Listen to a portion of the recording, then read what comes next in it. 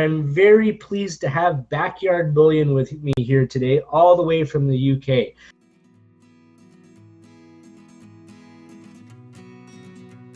You've only been on YouTube for just over a year now? Yeah, that's right. And you've had some tremendous growth, traffic onto your channel, a lot of sales obviously that have come your way because of that. Do you have any advice to people out there that are building a YouTube channel, especially in the silver community, that you can throw out there and just say, listen, you can grow, this is how I did it, or this is what worked for me?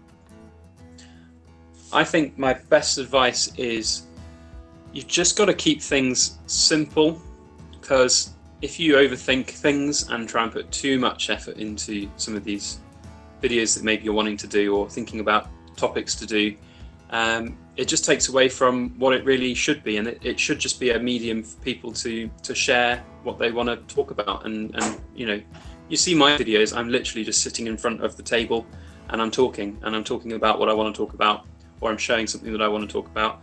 I think being consistent is so important in that side of things. So if you are going to be getting some videos out together, try and identify right at the start what you want to do with the channel. If you want to be that fancy, if special effects type channel with lots of different moving parts on your videos, then great, do that, but try and be consistent with it so your viewers know what they're going to expect. So yeah, it's just about consistency, I think, and that's what I've tried to do with having like the In Focus Friday series. So every Friday doing the same thing but with a different piece, different coin, whatever it might be. And that was just started as a really random idea, because I wanted to show off a few things and I didn't really know what else to call it or do anything. And now we're at sort of a year later and it's done one a week every year. So it's about consistency, and I think something like my little In Focus Friday series has really helped grow the channel.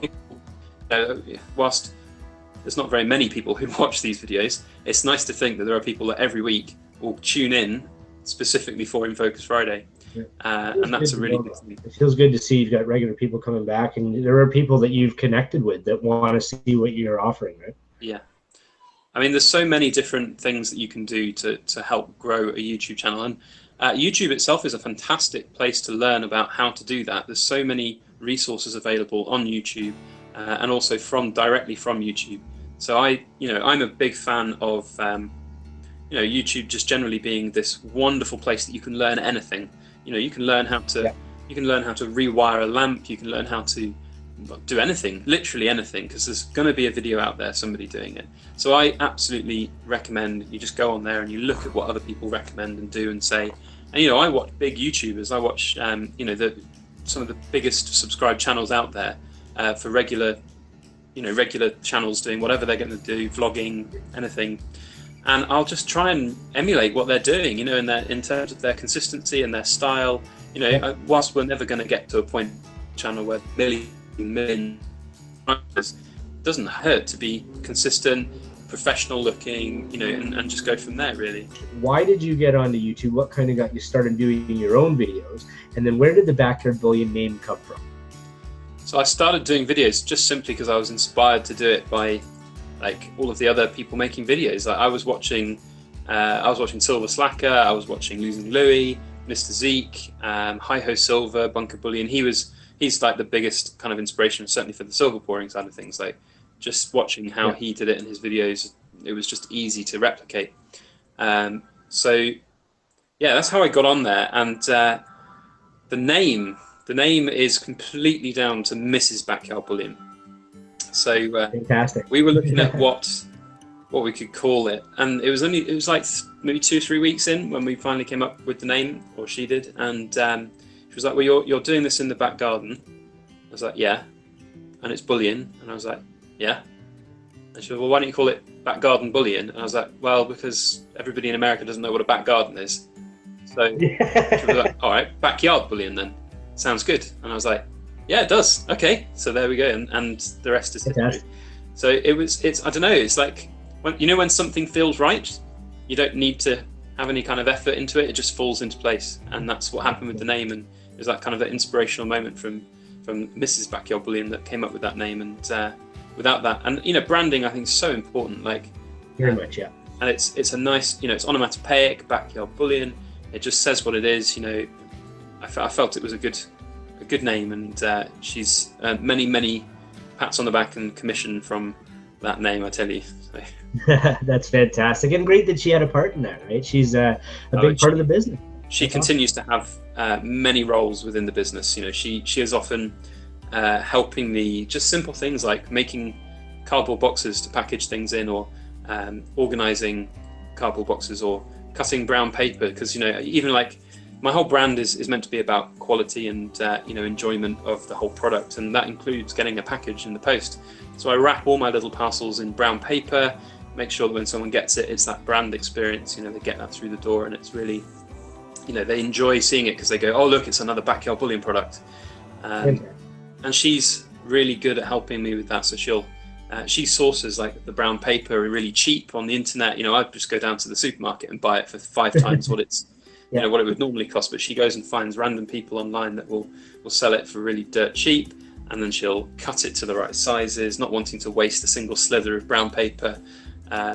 You know, and like the big projects we've done with the silver foreign bars and things like that, she's worked tirelessly helping with like the quality control, making sure that they're all looking good. And yeah, so she's got many different job titles within the Backyard Bullion business. You know, quality control director, packaging manager, logistics director, all of these types of things. That's fantastic. It's definitely a team effort. Then Backyard Bullion is a two-person show with your wife helping you a lot behind the scenes, and that's really exciting and great to hear.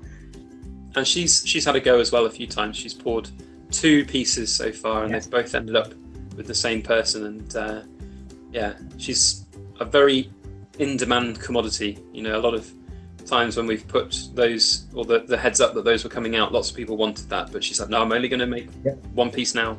That's it.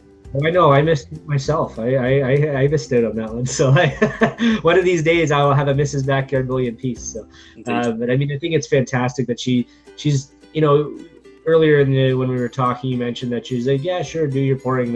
Have a fun hobby. You know, and now it's a business, it's fully supported, and she's in there just as much with you, trying to make it successful along the way, and having that partner and to help you, you know, with your passions and grow your business. That support is invaluable. It's fantastic. Yeah. Very cool. So with the products that you're making, obviously it's silver products, and there's a couple of reasons why for the viewers out there, where I heard the products, obviously silver products are made. Over in the UK, there's a little bit different set of rules on how you're able to sell products based on whether or not it can be listed as silver or not. So before I get quite into that, just kind of leading in, your product obviously being silver, but what do you make your silver products out of? Do you melt down coins? Do you make your own shot? Do you buy shot? Just let the viewers know kind of where it comes from. Where does the core metal come from? So at the moment, I've been sourcing it all from Estonia, which is a country in the European Union here. For those in America who don't necessarily know, tiny little country up near Russia. And there's a company up there that I have got to know very well, and they are very good at supplying silver shot. And the reason I get it from there is because in the UK, if you sell silver, you have to charge sales tax on it at 20%, which is, you know, huge. So if I was to look to run a business and someone said to me, you can buy your stock for 20% cheaper, then of course you're going to look to make some savings there. And of course then I can pass on those savings to the customers, because I'm not a big enough organization that I have to charge sales tax on my pieces. Fortunately, I'm just a small business, so I don't have to. So, you know, if I was having to pay 20% on top of all of my original cost prices, you know, I couldn't sell the silver at where it is now. So it's sourced from Europe, and it comes in a shot form so that it's easier to melt. I've also had loads of coins before in the past, you know, just when I was getting started and before I'd even found this company in Estonia, I've melted coins and everything as well. But it's really weird, like coins and big lumps of silver actually melt and pour in a different way than shot does. And I'm sure there's somebody more educated out there that can explain the science behind it, but I guess it's got something to do with the way it sort of melts and then sits within the melting crucible. Unless you give it a good stir, when you pour it out, it kind of comes out differently. And I found that shot comes out really, really smoothly, and you get these amazing, very fine ripples, which is kind of the effect that I look to achieve on a lot of my pieces. It's like a signature for your style for sure. Yeah, like you know, you've got other people out there who do similar things with ripples and, you know, Hi-Ho Silver, and I'm not trying to, you know, copy him and copy his work and his niche, because his stuff is just phenomenal in its own right, and it does things that I can't even think about doing. But what I think I can do is get these really minute, tiny ripples and very fine ripples on my pieces, which look quite nice and quite good, I think.